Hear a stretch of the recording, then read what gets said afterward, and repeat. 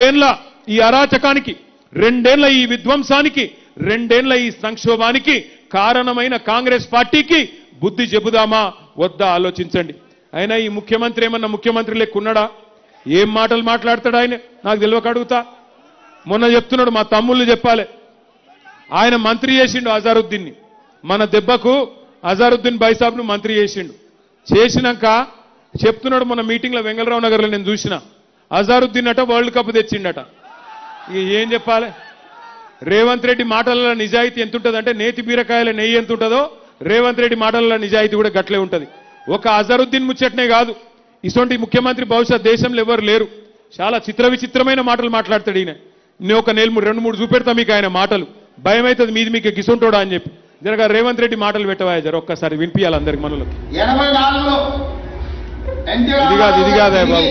ఇది కాదు ఇంకో తిరిమొరి మాటలు మాట్లాడింది పెట్టి ఇది మళ్ళా చూపెడతాం. తిరిమొరి మాటలు మాట్లాడింది ఇంకోటి ఉంటుంది, అది పెట్టు. అంటే ఎంత అన్యాయం అంటే, ఎంత గమ్మత్ అంటే, విప్రో ఇన్ఫోసిస్ CEO ఎవరు అని అడుగుతున్నాడు. ఒకసారి మీకు చూపెడతా, ఇప్పుడే మీరు చూడురి. గా వీడియో ఒకటి చూపెడతా నీకు. అట్లాగే ఇంకొక మాట కూడా నేను మీకు విజ్ఞప్తి చేస్తా ఉన్నా.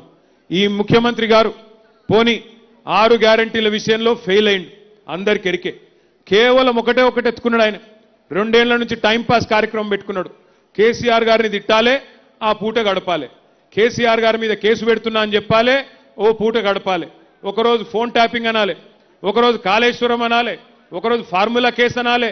టైంపాస్ చేయాలి, ప్రజల దృష్టి మరల్చాలనే చిల్లర ఆలోచనలు తప్ప ఒక్కటంటే ఒక్క హామీ ఇప్పటి వరకు అమలు చేయలే. ఏమన్నా మాట్లాడితే ఒకటే చెప్తాడు, ఫ్రీ బస్సు చేసినా అంటాడు. నేను అడుగుతున్నా మా ఆడబిడ్డల్ని, ఫ్రీ బస్సు బాగుందా అమ్మా? బాగుందా తల్లి? ఫ్రీ బస్సు కథ ఏంటంటే మహిళలకేమో ఫ్రీ అట, కానీ మీ ఇంట్లో ఉండే మగవాళ్ళకు డబుల్ టికెట్ అట. మీ ఇంట్లో ఉండే పిల్లలకు 25% బస్ ఛార్జీలు పెంచిరట, బస్ పాస్. ఇక అదేం ఫ్రీ పాడైంది? కుడి చేత్తో ఇచ్చుడు, ఎడమ చేత్తో మళ్ళీ గుంజుకున్నాడు. అదెట్లా ఫ్రీ అవుతుంది? అట్లాగే ఒక్క గ్యారంటీ అన్న అమలు చేసిండా? ఇవాళ మరి ఓట్లు అడిగేతందుకు రేవంత్ రెడ్డి గారు నేను అడుగుతున్నా, మేము 10 ఏళ్ళు ఏం చేసినామో చెప్పి ఓట్లు అడుగుతున్నాం. 10 ఏళ్ళు ఏం చేసినామో, ఎన్ని కేసీఆర్ కిట్లు ఇచ్చినాం, ఎన్ని లగ్గాలు చేసినాం, కళ్యాణ లక్ష్మి షాదీ ముబారక్ పేరు మీద జూబిలీ హిల్స్ లో ఎట్లా 4000 డబుల్ బెడ్రూమ్ ఇల్లు ఇచ్చుకున్నాం, హైదరాబాద్ లో 1,00,000 డబుల్ బెడ్రూమ్ ఇల్లు ఎట్లా కట్టినాం, ఇవన్నీ చెప్పి ఓట్లు అడుగుతున్నాం. 42 ఫ్లైఓవర్లు, ఐటీ పరిశ్రమ ఎట్లా పెంచినాం, తెలంగాణ ఆర్థిక ముఖ చిత్రం ఎట్లా మార్చినాం, తెలంగాణ వ్యవసాయ ముఖ చిత్రం ఎట్లా మార్చినాం, తెలంగాణలో సంపద ఎట్లా పెరిగింది, ఒక్కొక్క ప్లాట్ విలువ ఎట్లా పెరిగింది, ఒక్కొక్క జమీన్ విలువ ఎట్లా పెరిగింది, ఇవన్నీ చెప్పి ఓట్లు అడుగుతున్నది బీఆర్ఎస్. నువ్వేం చేస్తున్నావయ్యా? ఏమంటున్నాడు మొన్న మీ కాడికొచ్చి, మీరు నాకు ఓటేయకపోతే రేషన్ కార్డులు రద్దు చేస్తా, నువ్వు నాకు ఓటేయకపోతే తెల్ల సన్న బియ్యం రద్దు చేస్తా. నేను అడుగుతున్నా రేవంత్ రెడ్డిని, వెంగళరావు నగర్ డివిజన్ నుంచి అడుగుతున్నా, నీ అయ్య సొమ్మ, నీ అత్త సొమ్మ, ఎవడి సొమ్ము రద్దు చేస్తందుకు గల్లా బట్టి మీరు మాగంటి సునీతమ్మని గెలిపియండి. అసెంబ్లీలో గల్లా బట్టి నిలదీసి మీది మీకు ఇప్పించే బాధ్యత మాది. ఎందుకంటే రేవంత్ రెడ్డి అనేవాడు ప్రజల సొమ్ముకు ధర్మకర్త తప్ప అదేమైనా అత్త సొమ్ము కాదు, అబ్బ సొమ్ము కాదు. ఒక్కసారి ఆయన తిర్రిమొర్రి మాటలు ఒక్కసారి మీరు వినాలా. ఎంత గమ్మత్ ముఖ్యమంత్రి మనకున్నాడో ఈ దెబ్బకు మీకు అర్థమవుతుంది. ఆ వీడియో పెట్టమ్మా. లేదా ఉన్నదా?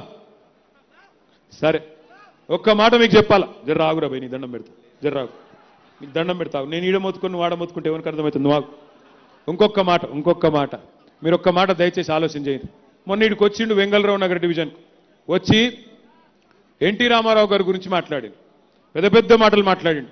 ఎన్టీ రామారావు గారి మీద ఎన్నడూ లేనంత వగల ప్రేమ కురిపించిండు. ఎన్టీ రామారావు గారంటే మనందరికీ అభిమానమే. మంచి నాయకుడు, గొప్ప నాయకుడు, బ్రహ్మాండమైన.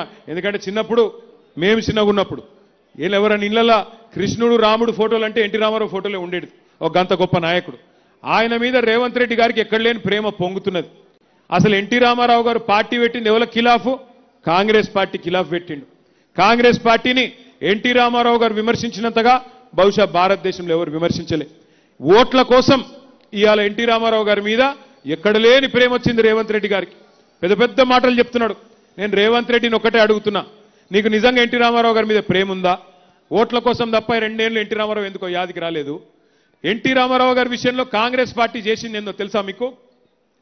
2004లో అప్పటిదాకా శంషాబాద్ విమానాశ్రయం పేరు ఎన్టీఆర్ విమానాశ్రయం అని ఉండే. కాంగ్రెస్ రాగానే ఎన్టీఆర్ పేరు రద్దు చేసిన మాట వాస్తవం కాదా? ఎన్టీఆర్ పేరు తీసేసి రాజీవ్ గాంధీ పేరు పెట్టింది నీ దిక్కుమాలిన కాంగ్రెస్ పార్టీ కాదా రేవంత్ రెడ్డి?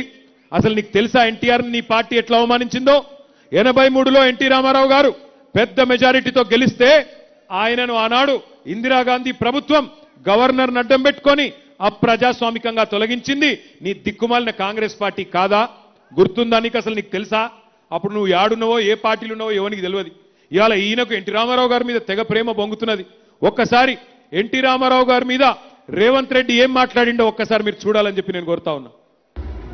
84లో ఎన్టీ రామారావు గారు తిరిగి ముఖ్యమంత్రి అయిన తర్వాత వారు ఏమనుకున్నారంటే నేను దైవాంశ సంభూతుణ్ణి, కృష్ణుడిని నేనే, రాముడిని నేనే, ఇంద్రుడిని నేనే, చంద్రుడిని నేనే, అందరు కలిసి మీరు నా పాదాలకు మొకరిల్లండి అని చెప్పి ప్రజాస్వామ్య స్ఫూర్తికి విరుద్ధంగా. అర్థమైందా అసలు కథ? ఎన్టీ రామారావు ఒక అహంకారము, దేవుణ్ణి అనుకున్నాడు అని ఆ రోజు మాట్లాడిన కాంగ్రెస్ ముఖ్యమంత్రి ఇవాళ ఓట్లు రాగానే ఓట్ల కోసం నేను ఎన్టీఆర్ గారి విగ్రహం పెడతా అంటుండు. నువ్వేందయ్యా పెట్టేది ఎన్టీ రామారావు గారి విగ్రహము? మేము పెట్టినాం ఎన్టీ రామారావు గారు.